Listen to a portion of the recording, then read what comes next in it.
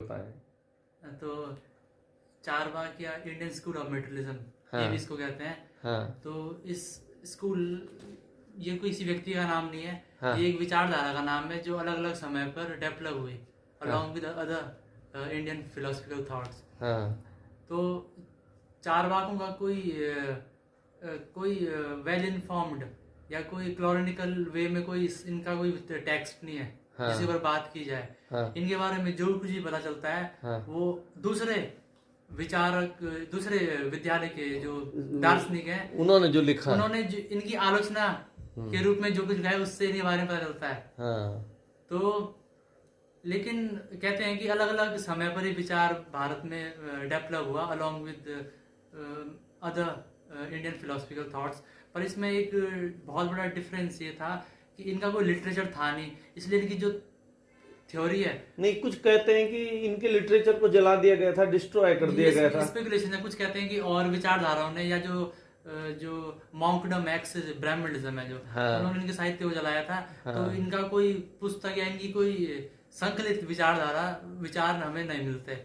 और इनके विचार हमें जो औरों ने इनके बारे में लिखा है, और वो भी आलोचना में, इनकी आलोचना में जो लिखा गया। शंकराचार्य हैं, कोई ग्रंथ लिख रहे हैं तो उस ग्रंथ में वो चारवाकों के ऊपर आलोचना कर रहे हैं, तो उनसे पता चलता है कि इनकी विचारधारा क्या थी। हाँ। और चारवाकों के बारे में एक बहुत बड़ा मिसकंसेप्शन ये है कि हर इंसान जो मेटलिस्ट है वो चारवाक है, ऐसा बिल्कुल भी नहीं है। अच्छा। चारवाक को, अपने आप को चारवाक कहना बहुत अलग बात है। हाँ।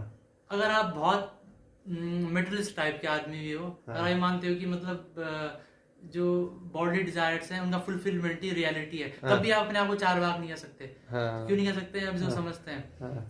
तो चारवाकों की जो मेटाफिजिक्स है, मेटाफिजिक्स से पहले उनकी जो थ्योरी ऑफ रियलिटी वो ये है कि perception is the only reality. जिस चीज का डायरेक्ट सेंसरी एक्सपीरियंस है वही सच है। हाँ, जिसको कि हम स्पर्श कर सकते हैं। और हर वो चीज जो इसके बियॉन्ड एग्जिस्ट करने का क्लेम करती है वो फॉल्स है। हाँ। तो इनकी एपिस्टेमोलॉजी, इसको इस फिलोसफी में इस वर्ड को कहते हैं एपिस्टेमोलॉजी। एपिस्टेमोलॉजी मतलब होता है कि inquiry into the nature of knowledge. अच्छा। कि नॉलेज किस प्रकार प्राप्त होता है। तो चारवाक कहते हैं नॉलेज अटेन करने का तरीका होता है परसेप्शन या डायरेक्टली सेंसरी एक्सपीरियंस। अच्छा। तो अब वो तीन चीजों की आलोचना करते हैं। वो एक इन्फेरेंस को क्रिटिसाइज करते हैं जिसके ऊपर साइंस और साइंटिफिक टेम्परामेंट बिल्ड होता है। इन्फेरेंस मतलब ये होता है कि एक डिडक्टिव इन्फेरेंस होता है, एक होता है इंडक्टिव इन्फेरेंस। ये डिडक्टिव मतलब होता है जब हम दो स्टेटमेंट्स लेते हैं और फिर उनसे कंक्लूजन निकालते हैं। तो फॉर एग्जांपल अगर ये मैथ्स में होता है कि आपने पहला कंक्लूजन लिया कि ऑल मैन आर मॉर्टल्स, हर व्यक्ति नश्वर होते हैं। तो राम एक व्यक्ति है इसीलिए राम नश्वर है। तो चारवाकों को इस तरह से आपत्ति है। वो ये कहते हैं कि पहले मैंने कहा कि वो डायरेक्ट सेंसरी एक्सपीरियंस को रियलिटी मानते हैं। अब इन्फेरेंस एक तरीका होता है नॉलेज पाने का, उसको क्रिटिसाइज करते हैं। वो कहते हैं कि इस चीज ये एक सर्किल में घूमने में आर्गुमेंट जैसा है जिसमें हम किसी भी ठोस इसमें पहुंच नहीं पाएंगे। क्योंकि जब आप ये कह रहे हो कि ऑल मैन आर मॉर्टल्स, तो कहते हैं कि इस बात का प्रमाण क्या है कि हर इंसान नश्वर है उनकी दृष्टि से। तो इसलिए इस कंक्लूजन पे आना कि राम व्यक्ति है इसलिए वो नश्वर है, ये मूर्खतापूर्ण है।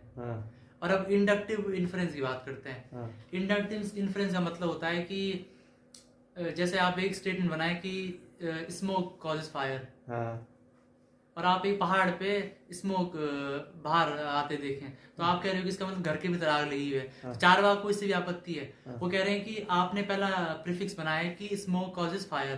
तो कहता है क्या हर स्थिति में ऐसा होता है क्या कि स्मोक से ही फायर इग्नाइट होती है?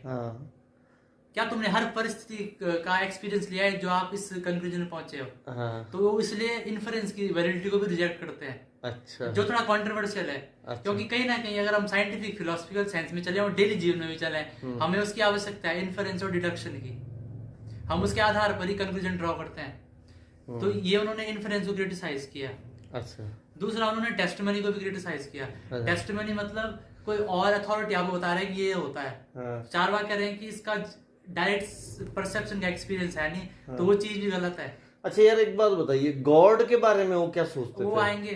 अच्छा। तो इनकी एपिस्टेमोलॉजी ये हो गई कि जो डायरेक्ट परसेप्शन है वही सच्चाई है। अब इनकी मेटाफिजिक्स पे चलते हैं। तो जो गॉड जैसे विषय होते हैं मेटाफिजिक्स पे आते हैं। अच्छा। तो जब जो डायरेक्ट परसेप्शन है वही रियलिटी है, तो फिर गॉड से क्लेम को रिजेक्ट करते हैं। गॉड, आफ्टर लाइफ और द कॉन्सेप्ट ऑफ रिवॉर्ड और पनिशमेंट, ये सारे रिजेक्ट हैं कंप्लीटली। तो इनमें चारवाक विश्वास नहीं करते, गॉड में भी नहीं, बिल्कुल भी नहीं करते। गॉड में कैसे विश्वास कर सकते हैं जब वो ये कह रहे हैं कि जो डायरेक्ट परसेप्शन है वही नॉलेज को पाने का तरीका है। तो जो गॉड होते हैं, जो डेटीज होती है, जो रिचुअल्स होते हैं, जो वैदिक रिचुअल्स होते हैं, जो बिलीफ होता है आफ्टर लाइफ पे, जो बिलीफ होता है रीइंकार्नेशन पे या पुनर्जन्म पे, तो वो इन सारे सिद्धांतों को ये बुरी तरह आलोचना करते हैं। अच्छा, तो यहाँ उनका एक महत्व है भी, इसलिए उनको atheistic school of Indian philosophy में कहते हैं। अब देखिए, गॉड जैसे कॉन्सेप्ट को बुद्धिज्म और जैनिज्म ने भी रिजेक्ट कर रखा है, पर कम से कम वो परसेप्शन को ही अंतिम रियलिटी नहीं मानते। ये सिमिलरिटी है चारवाक में बुद्धिज्म और जैनिज्म में। अच्छा। पर वो चारवाकों से इस बात में सहमत नहीं होते कि perception is the only source of knowledge. वो इस बात को एक्नॉलेज करते हैं कि गॉड और जैसे क्लेम नहीं है, पर उनकी अलग व्याख्या है, इसलिए चारवाक सबसे भिन्न है। अब जब एक गॉड जैसे सिद्धांत को रिजेक्ट करते हैं, तो ये रिचुअल्स को रिजेक्ट करते हैं कि आफ्टर लाइफ नहीं होती है। और नहीं, आफ्टर लाइफ उन्होंने कहा हुआ है कि भस्मीभूतस्य देहस्य पुनर्जन्मस्य कुतः, जिस देह ने मिट्टी में मिल जाना है, किसने देखा है कि उसका पुनर्जन्म होगा। तो और दूसरा उनका, ये मैंने पहले भी कहा, भी फिर कह देता हूँ, उन्होंने कहा है कि भाई अपने शरीर को किसी भी प्रकार का कष्ट देना पाप है।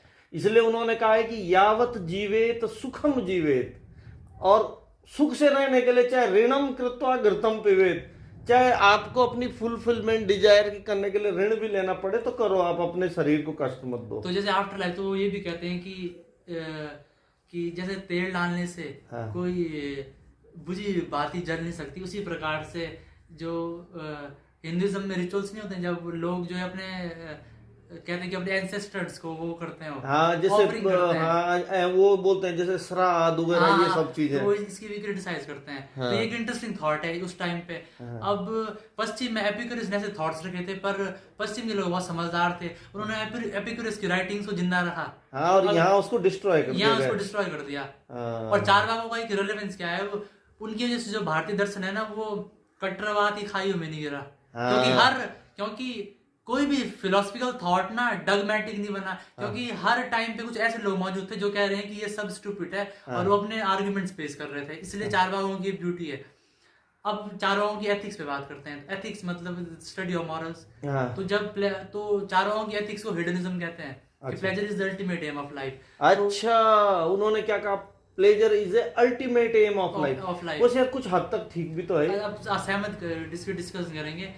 तो प्लेजर क्योंकि जब, और तो उनकी जो मॉरलिटी की जो फाउंडेशन है वो प्लेजर है, तो उनके लिए सही वो एक्शन है जो ज्यादा आनंद देता है, और गलत वो एक्शन है जो कम आनंद देता है। तो उनकी नैतिकता ऐसे सिद्धांतों पर बनने रखी है कि ये काम ईश्वर ये काम को जो गॉड की मॉरलिटी वो डिक्टेट करती है, कि अगर तुमने ये किया तो तुम्हारे साथ ये होगा, ये होगा। तो उनकी जो नैतिकता है कंप्लीटली प्लेजरेबल।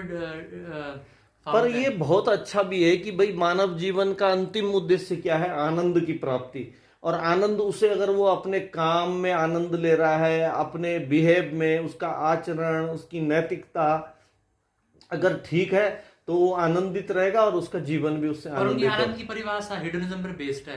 अच्छा। किसी मोरालिटी के सोर्स पर बेस्ड नहीं है। मोरालिटी को कोई स्थान, मोरालिटी वही है जो ज्यादा प्लेजर यील्ड करे, और गलत वो है जो गलत वो एक्शन है जिससे कम जो पेन को मिनिमाइज करे, वो अच्छा है। और मोरालिटी तो मुझे लगता है कि सोसाइटी को रेगुलेट करने के लिए, सोसाइटी अच्छे से रन करे, उसलिए ये नॉर्म्स बनते हैं जिनको हम मॉरलिटी कहते हैं। पर इसमें चारवाक गलत भी क्या है, वो कह रहे हैं कि देखिए जो सोशल नॉर्म्स बनते हैं वो इसी आधार पर तो बनते हैं। अब जैसे मर्डर क्यों करना गलत है, क्योंकि अगर ऐसा नहीं होगा तो सोसाइटी में केओस हो जाएगा।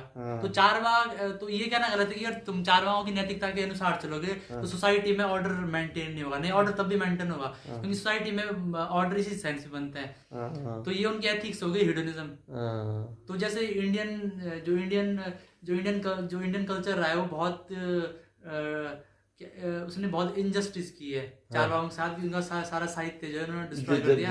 और वेस्ट में जो एपिक्यूरस जैसे विचार रखते हैं, उनके साहित्य को कम्प्लीटली बिल्कुल बिल्कुल। और प्रिजर्व कर रहा है। विचार चाहे कैसा भी हो, विचार की कभी हत्या नहीं हो सकती है। हाँ बिल्कुल। और कोई अगर साहित्य लिखा हुआ है तो उसमें चाहे कितनी भी बुराइयां हो, लेकिन उन बुराइयों के बीच में भी बहुत सारी अच्छाइयां हो। मैंने क्या कहा, चारवाकों का सबसे बड़ा रेलेवेंस क्या है कि उनकी वजह से जो इंडियन थॉट है, it didn't slip into the ditches of dogmatism. कोई विचार कट्टर नहीं हुआ।